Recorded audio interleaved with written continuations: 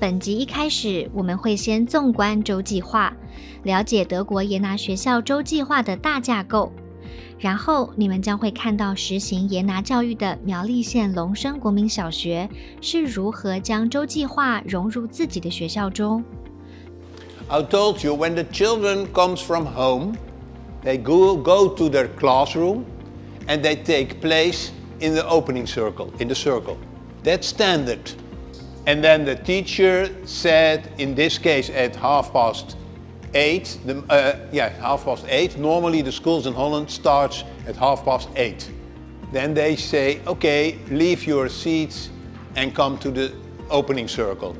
In most of the Jenaplan schools, the children comes alone to the school. Thus when they arrive at school, they go inside the school, go silently to their own school living room. And sometimes the parents are allowed to come with the child. Why? Because the child can show the parents, before, for instance, what she or he has done the day before. In Holland, the teachers find it very important that the parents go with the children to the school living room, and that the children get the opportunity to show the parents what they do in the school living room. In this way, for the parents, it is common that they know what is happening into the school, but all must be quiet. So the child can show things, tell about work, for instance, and when the teacher wants to start the program, the parents leave the school. It's a way to make it familiar for parents to get images about the way of living and working into the school. And I say sometimes in Holland, my last school was also, the parents bring the children to the group, and then they like a cup of coffee and in the hall talk with each other and then leave the school. It gives a special atmosphere that the parents are welcome. The first moment in the opening circle is an important moment.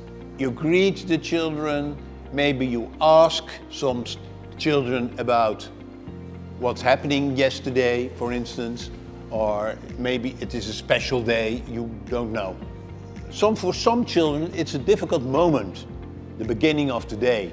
So it is important that it is a kind of cozy to start with. And then at the end of the opening circle, the teacher tells something about the schedule of the common day.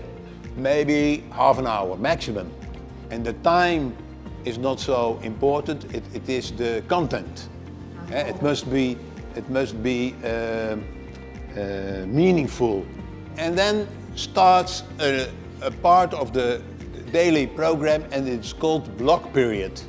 And block period is a long period in which all the work activities take place. Reading, arithmetic, language. Yeah. And the instructions take place. The children work independent when others have an instruction, and it is the period in which the teacher can guide the children. That means that in a block period there are different activities at the same time. You understand, when you have an instruction, the others have independent work. Now, that's maybe an hour in this case, then there is a break, and the break mostly a quarter of an hour. And then after the break, there is a new block period with the same elements. And sometimes a teacher decides halfway of the block period that the atmosphere isn't well.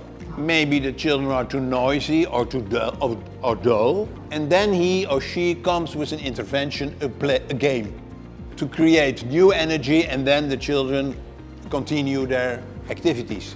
Now, Also in those block period, instruction, independent work and guidance. In most of the cases, the morning ends with an evaluation circle.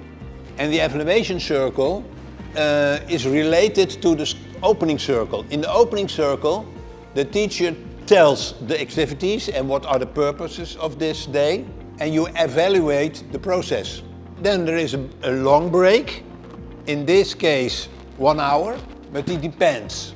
Some schools have a longer break, and then starts block period number 3.